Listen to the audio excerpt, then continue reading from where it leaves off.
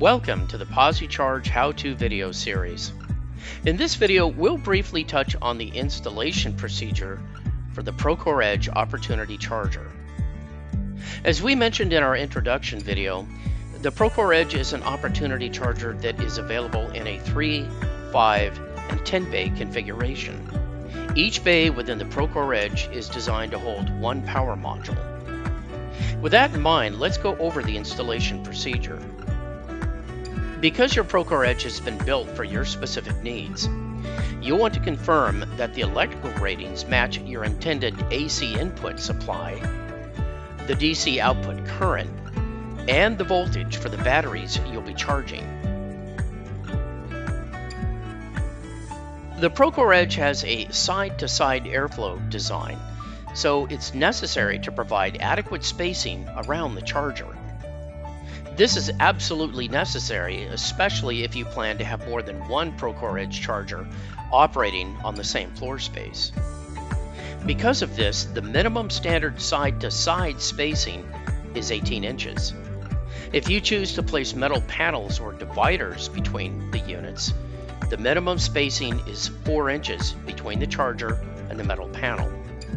For even higher density installations, you can position each charger at a 45-degree angle.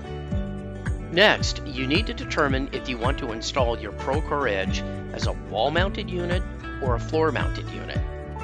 To do this, you might need to consult with an installation professional, such as an industrial electrical contractor, to be sure you're making the right choice for your facility. This will also help you to determine the length of the cables you'll need. Please remember that the ProCore Edge is designed only for indoor use, so it should always be positioned in a cool, dry location that is well ventilated. Just as importantly, the charger is heavy, so use appropriate handling aids such as a pallet jack or a hoist when lifting or moving the charger into position. You can install eye bolts on the 4 locations on top of the ProCore Edge, as shown here.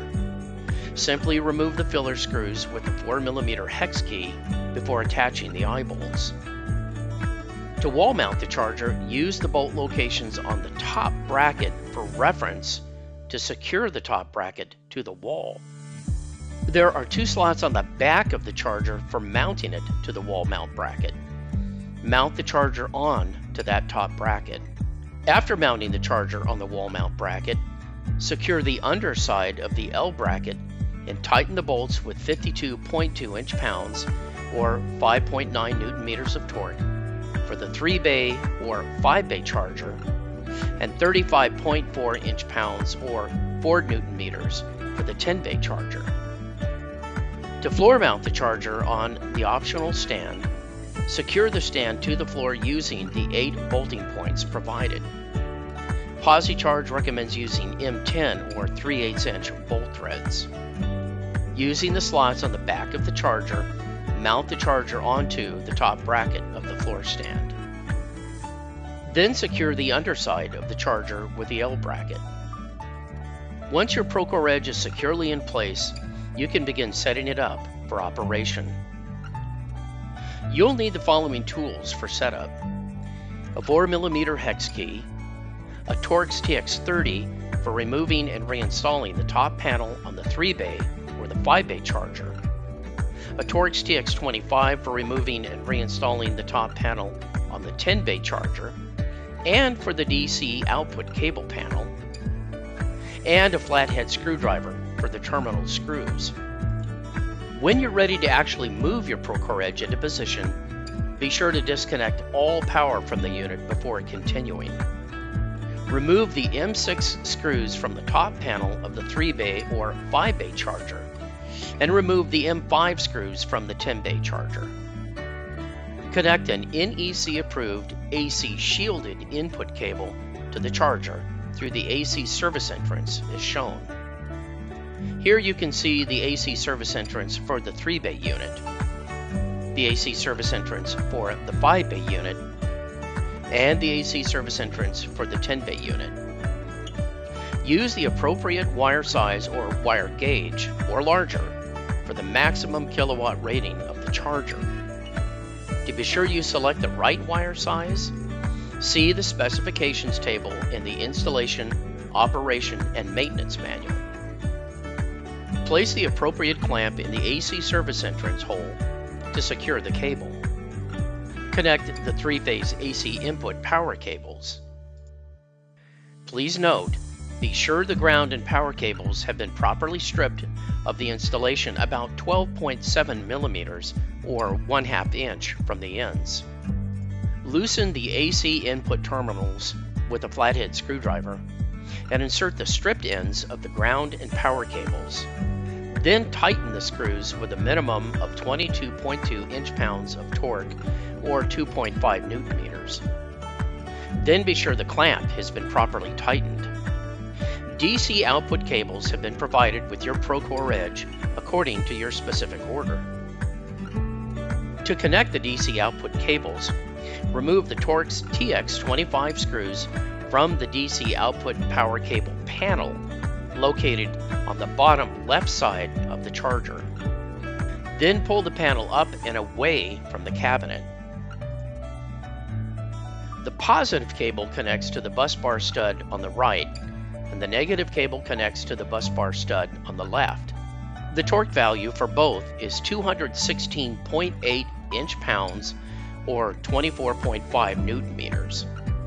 Next, fasten the provided lower clamp to the DC output power cables and tighten them with 53.1 inch-pounds or 6 newton meters of torque.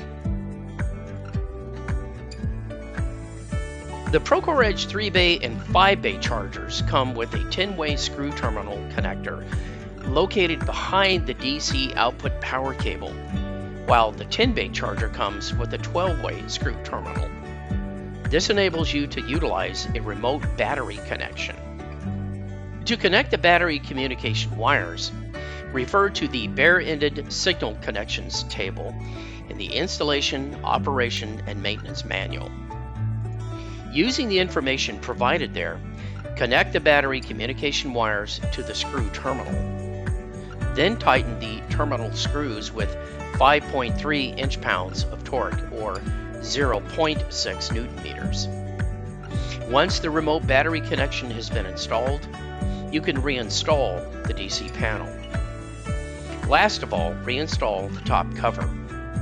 On ProCore Edge 3-bay and 5-bay models, the M5 or M6 screws should be tightened with 52.2 inch-pounds or 5.9 newton meters of torque. On the ProCore Edge 10-bay model, the M5 screws should be tightened with 35.4 inch-pounds or 4 newton meters of torque. Before we end this how-to video, here's a quick reminder that if you need technical assistance, we're here to help. Just be sure you have the following information on hand before you call. You'll need your charger SKU or serial number, the module SKU or serial number, your contact name, a detailed description of the problem and any fault codes, a data download, a shipping contact name, a shipping contact phone number, and a shipping address.